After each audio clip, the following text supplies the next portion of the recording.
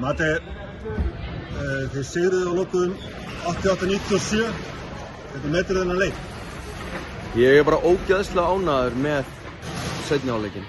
Af því að við vorum flatir, ryðgaðir, jafnvel svolítið latir í fyrri hálfleik og mér fannst við bara spila mjög góðan körfubolta í seinni hálfleik. Bæði vorum við með mikla bara orku og einbeitingu í öllu sem við vorum að gera og byrjuðum að taka þessa 50-50 bolta sem við tókum ekkert í fyrri.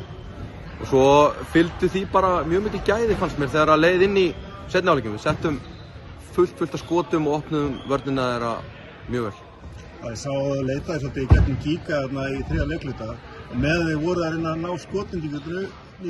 Þið voru með 12% skotnýtingu í þryggjastæði í fyrra hálfleik. Já. Var það bara planið? Það var svona vinna sér hægt á leiðinni í leikinn?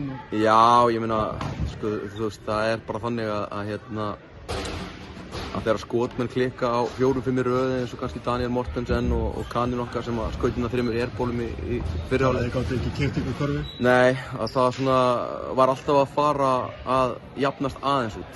Af því að við vorum alveg að klikka á opnum skotum í fyrri hálfleik.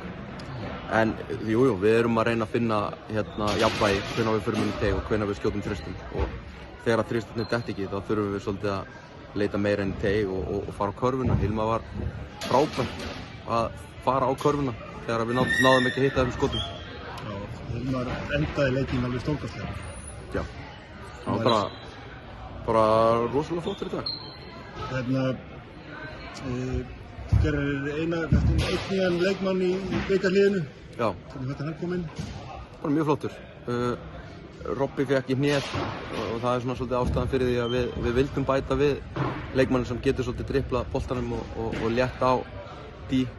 Þannig að það var bara, hann spilaði meira í dag heldur en við ætluðum. Hann er bara búinn að mæta á einhverjar 2 æfingar og af því að Robby gat ekki gert neitt í dag, þá spilaði hann bara meira og komst bara mjög vel frá sínu. Þið styrktu stöðu ykkar í fjórða sætinu, þið eru jafnir Njarðvík sem vann í kvöld, KR tapaði. Þið fóru að spila á móti vann sem fyrsta leik, þið eigið þá næst. Já.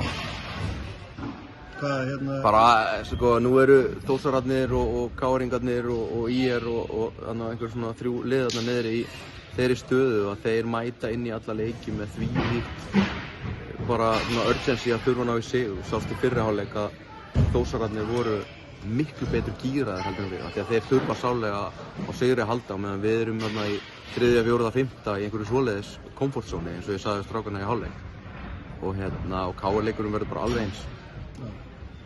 Gangið bara vel, Matti. Takk fyrir.